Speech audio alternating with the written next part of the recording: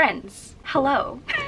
A couple of weeks ago, Kayla from Books and Lala asked for a combination of emojis that she can give recommendations for books based off of. I sent in mine and the consensus was that it was kind of confusing and hard to make recommendations for. And what she decided to do for all of the emojis that were sent in was to put that combination in the comments so that people could respond and give their own recommendations through that. I really like Kayla's videos because she does a lot of experiments and it makes me want to be a little bit more adventurous with my reading, even though I'm a huge mood reader and this is not always feasible for me. But what I especially like is that she really analyzes and breaks down the purpose of each experiment that she does for each video. Like, what is she hoping to get out of that video or that theme that she chose? And I want to be adventurous like Kayla. So I decided to take people's recommendations. So I took a couple of screenshots of the comments and the tweets and I decided to pick a couple of those books and try to read recommendations based off of my emojis that I provided. By the way, I didn't show them, but these were the emojis.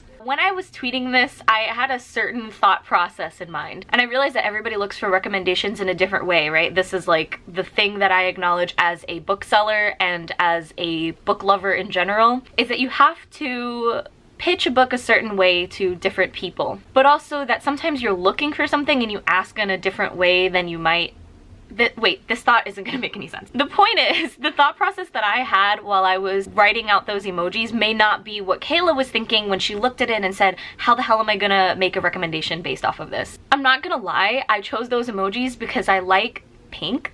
What I had been looking for when I tweeted those was just an overall feeling of coziness and sweetness and cuteness. But Kayla, well, she did a fantastic job, by the way. If you haven't seen the video, I think you should go check it out. I'll leave it up in the cards. But Kayla did her recommendations based off of like the specifics of the emojis. Kat wants a book that has murder, blood, stab, stab, stab, stab, death, plot twist. It follows a woman who stabbed her husband. How many times? 5 times. Okay, one more knife than you asked for, but stabby stab stab. Which I think was really just coincidence, but it just shows that she was really going for the specifics of the emoji set. I had a feeling that throwing that bread in there was going to give people a different impression than what I had hoped for when I set out for these books or these recommendations. It's not that I needed something that specifically had bread in it, but I just wanted something that had that overall feeling of coziness. After I looked through all of the responses and everything, I realized that Kiki's delivery service suits this pretty well, at least the movie does. So because I've never really done a video like this before, I wanted to keep in mind the fact that I am such a picky and heavy mood reader and I didn't want this video to flop or for me to give up halfway through. I mean, we're still at the beginning, so who knows how this is gonna go. But I tried to be mindful in that when taking some of these suggestions and just tried to choose books that were already kind of on my radar or that I had heard before and maybe it like piqued my interest, but I had never gone out of my way to obtain the books. And I also tried to get stuff that I thought was easily accessible to me, like very quickly accessible, so that I can get this done sooner while the urge to do this is still fresh. I did see some suggestions that I had already read. Somebody said With the Fire on High, which I absolutely adored. I think that was probably suggested because of the themes of food and in the overall purpose of what I was looking for. Maybe it's a little less towards what I had wanted, but it does include that feeling of comfort that I love so much.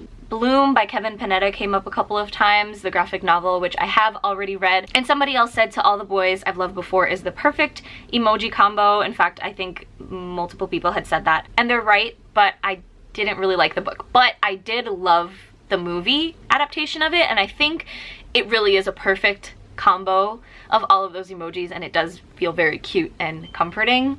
And of course the baking is like a huge element of that. With those in mind, I think I was feeling a little bit more confident in taking some suggestions because they seem to be going in the direction of what I had been looking for when I put those emojis together in the first place. I've been talking forever, so here are the books that I ultimately decided to go with for this experiment. First we have Mooncakes by Wendy Xu and Suzanne Walker, which is a graphic novel. I think it's YA graphic novel. The first book in the, sorry that glare, Love Sugar Magic series, which is A Dash of Trouble by Anna Mariano. This is middle grade, by the way. That glare is really something. Sorry if you're hearing that horrendous noise outside, by the way. Hungry Hearts, 13 Tales of Food and Love, which is edited by Elsie Chapman. I have heard of this one, and it was semi kind of on my radar because one of my friends read it and I think she really liked it. But this is like a compilation of stories revolving around food, of course. And then the one I'm probably the most excited about, the Cardcaptor Sakura manga series. I chose to borrow the collector's edition from the library because I probably will want to own this one day, and I just wanted to hold this one in my hands. It's so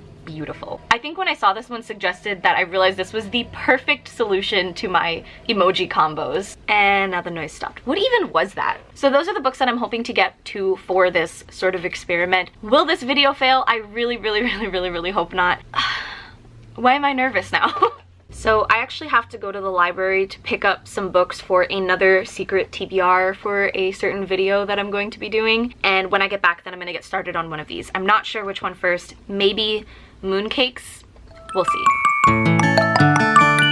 Hi, stopping in really quick. I'm actually not reading in my room. This is fake of me. But I started Mooncakes and I noticed that Nova is stalking The Astonishing Color of After by Emily X. Arpan. I think that's really cool. I just wanted to jump in and say that. Okay, it's currently sunset and my overhead light in my room doesn't work anymore, so I have to make this fast. But I finished Mooncakes. You know, earlier I said that I wasn't even reading this in this room, and then I ended up sitting down to read it after that last update. I like this way more than I thought I was going to, which is saying something because I already thought that I was going to like this in the first place. Like, I figured I would have a good time reading it, but I wasn't entirely sure what to expect from this book. So it's about this witch Nova and her childhood friend who's a werewolf, Tam, and they're kind of fighting this demon that threatens the town, and that's like the gist of it, I guess. I thought the romance in this was really cute. It made me smile a lot, and I also really liked the references that were peppered in through just little things, just little details. Like there was a Sailor Moon poster in Tam's room, and you already know about the YA covers. There's also a scene in the beginning in the back room of the bookstore that Nova's grandmas own, and just looking at the titles of the books and like the little details of the room was a lot of fun. I do think that the villain of this story felt a little bit too one-dimensional for my taste, and I would have liked to see a bit more depth. But other than that, the feeling of the story was very cozy. There was just enough action and just enough cuteness to feel really balanced for me and felt like well-rounded all around. So I really enjoyed it. Do I think that it matches up to the emojis that I presented at first? Yeah, I think it was really cozy, really sweet, really homey is the right feeling. I think the part is the family dynamics with Nova and her grandmothers that makes it feel extra like home.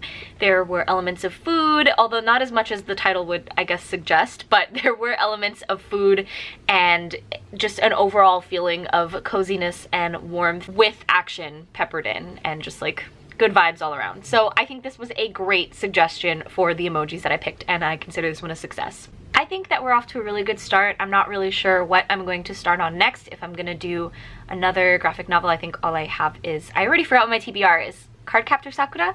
I don't know. Maybe I'll start on Hungry Hearts tonight and see how far I get into that. But since the light is dying, I don't think I can film any more for today. So I'll just check in with another update maybe tomorrow or whenever it is that I pick up another book. Okay, friends, super quick update. The book that I decided to start last night is Love, Sugar, Magic, or A Dash of Trouble. I really should call it its actual title. Yeah, I'm about 50 pages into this one so far, and I am enjoying it. There's not much I can say about it at this point, but it does involve kind of a big family, and so I'm getting a lot of cozy vibes from it right away. There's obviously food and baking involved, as the family owns a bakery. So far I think this is hitting all of the points that I was looking for. I am heading out to Manhattan. I'm gonna look at one of Manhattan's libraries because they have a book that I need for another video that I'm working on at the same time as this one. And then I'm coming right back home, so it's kind of a useless trip out to go that far for no reason. But I'm gonna bring this with me and I'm gonna see how much I can get read. It's probably not gonna be a lot because I'm also bringing my Switch for the train ride. We'll see. But this is what I'm working on today so far. After reading on the way home last night and a bit in my bed this morning, I am now over halfway through with A Dash of Trouble. I'm pretty sure that I could finish this today. The amount of baking that is done in this book makes me want something sweet. I am going to meet my boyfriend now. We are going to do a little bit of thrift shopping because I've been craving that. Maybe stop in at some bookstores, maybe Books of Wonder, and probably stop at like PB or something because I am really craving like a slice of cake and some milk. I just think if this is going to be a cozy and sweet themed reading vlog, at least based on the emojis, I should add some cozy and sweet things to it. So let's get going.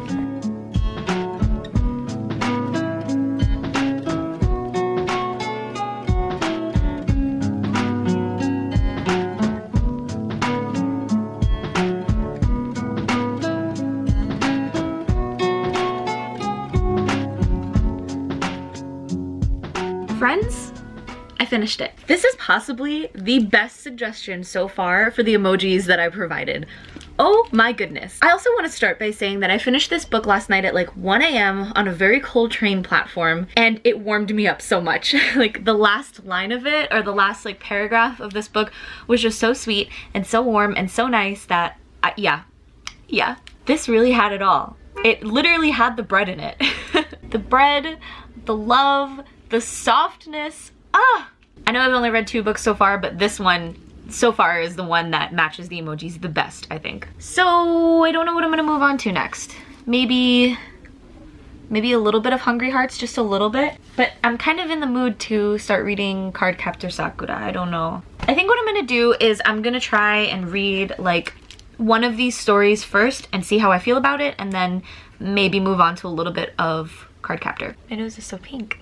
So I've read just a little bit of Hungry Hearts and a little bit of Cardcaptor Sakura, and here are some thoughts. As for Hungry Hearts, I didn't realize that all of these stories were going to be interconnected. There's a map at the beginning, and I don't know what I thought it was going to be, but I guess that's the setting of where all of these stories take place, so I'm really excited to see how there's overlap. The first story, Rain, was the one that I read, and it was okay, but I think for me it was missing a little bit of something. I mean, I think it did what it set out to do, which was explore grief through food and connection through food, which was pretty cool. But I don't know, I just felt like there was something missing. But I mean, it is a short story, so you can't have it all, right? But that being said, I am interested to see how the rest of these stories play out, especially since we've already set the tone with connections and family, and all of these stories are supposed to connect with each other, so yeah, I'm looking forward to that.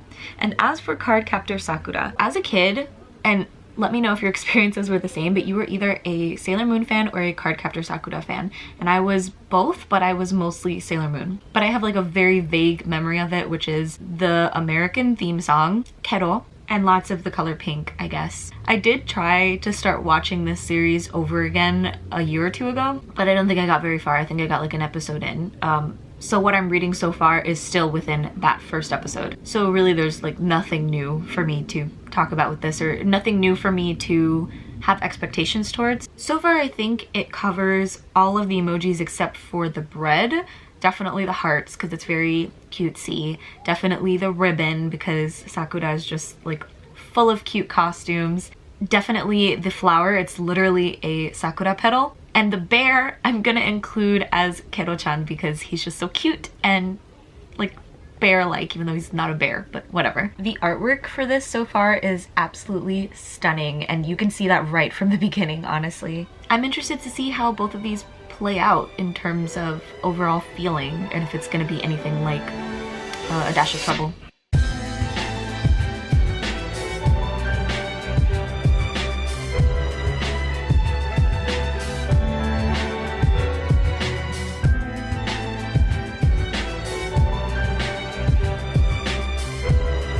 Sebastian, don't ruin my shot. Stop. You're supposed to be supporting me.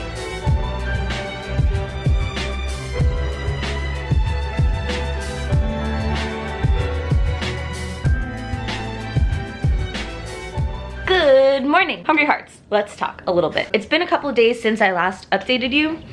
Hello, Princess Beyonce. I am about halfway through this book now. I'm hoping to finish it today because I want this reading vlog up tomorrow. And I think it's because I'm feeling a little bit worn out. My mood reading is kicking in. I was hoping that I would finish this whole like experiment before that happened, but I'm wrong. I was wrong. The other thing is that anthologies, They're so hard for me. Even though this one is pretty unique in the way that it's set up, or at least compared to the other anthologies I've read, which admittedly is not a lot. But some stories could just be so hit or miss, and then it ruins the flow of everything else. And anyway, I'll get to that later when I have more coherent thoughts, because my brain is currently kind of distracted right now. So I'm gonna try to finish this among all of the errands that I have to run today. Hello friends, it's incredibly messy-haired editing Nikki here to say that I completely forgot to give my full thoughts on Cardcaptor Sakura, so I'm gonna do that right now. It was very cute, as I expected it would be. It was very, very cute. The illustrations were really adorable and really, really pretty. There was one scene that I read while I was on the train that made me tear up, and I don't think it was meant to make me tear up or anything like that.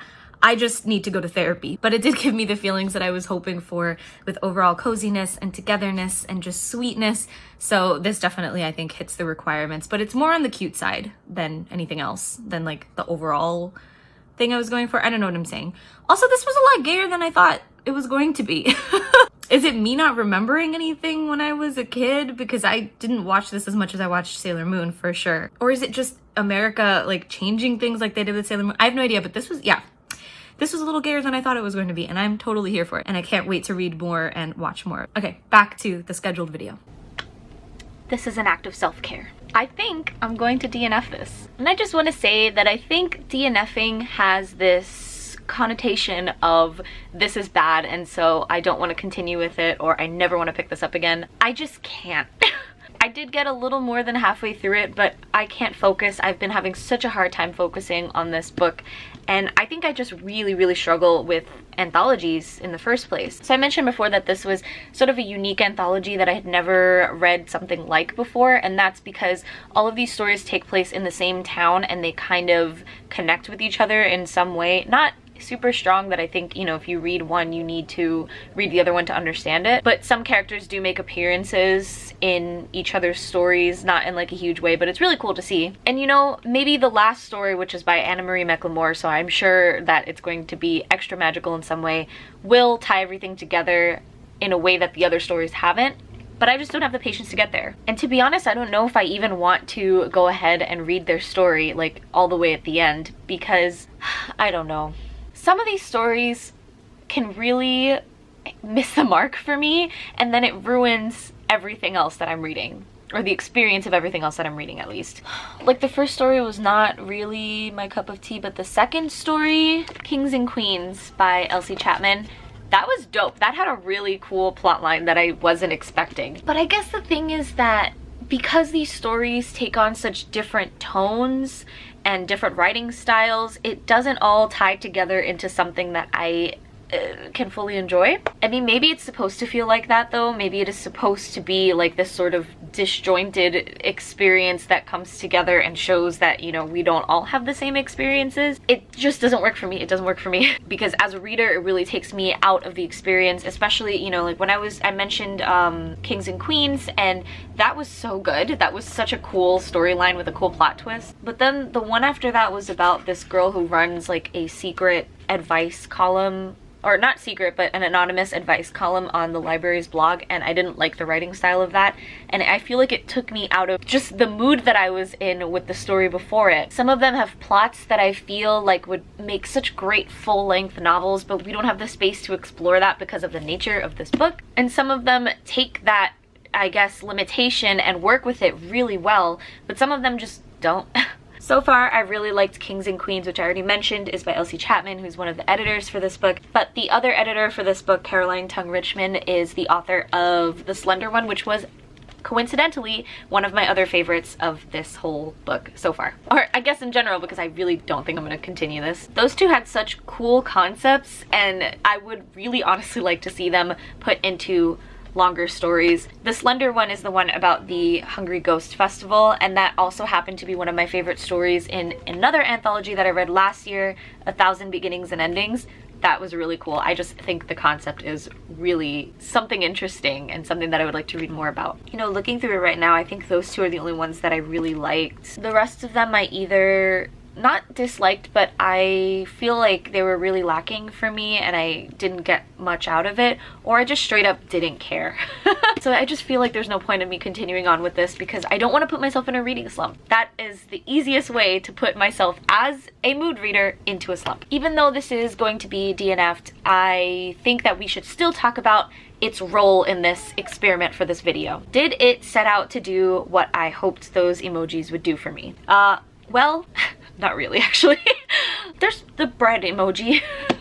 I think for somebody else this would actually fulfill all of those emojis perfectly, and also in the way that I had described it in the beginning of this video. Definitely can't say that all of these stories are cute, but a lot of them do incorporate, you know, comfort or the exploration of food as comfort or food as like an emotional thing, and a very, I don't know how to explain it, but you know, like a different experience that's not just food. So I think that does fulfill the sort of sentiment that I was going for. But yeah, other than the bread emoji, for me personally, this didn't really fulfill any of the other emojis or just the overall thing that I was going for, which is a little disappointing. But the other three did set out for that. So I think overall, this experiment thing has been somewhat of a success. Mostly a success. It's a success. What am I saying? 3 out of 4? That's great. So even though this video is going to be a little shorter than I thought it was going to be, I'm still going to give a quick recap. So like we just said, this didn't really do it for me. This did capture the feeling overall, but I would say that it's more on the cute side than incorporating anything with food. But other than that, it was just generally the feeling of cute and comfort that I wanted. This was a great mix of cute and comforting and did involve food, although not as much, but it did pretty much encompass everything that was included in the emojis. And this was everything. Just absolutely everything. This was the perfect combo for those emojis, just in general, and absolutely everything that I was looking for when I tweeted those in the first place. Like every feeling that I wanted. So good. So good. If you don't pick up middle grade very often, please pick this up because this is a great push into the subcategory. Okay, so that is it for the experiment, for this video, for everything. I hope you guys enjoyed it. This was my first time trying something like this and I did have a lot of fun with it, but it was a little challenging just because I just want to reach for different things right now. I think I'm definitely going to try an experiment like this again. In fact, I'm working on one right now, but I think it's going to go a little bit differently for reasons that you'll see when the video comes out, so look forward to it. If you have any other suggestions for things that would suit those emojis, feel free to throw them my way. I probably won't read them anytime soon or until that mood strikes again, but since spring is coming up, I'm sure it's gonna come back. Thank you very, very much for watching, and I will see you next time. Bye.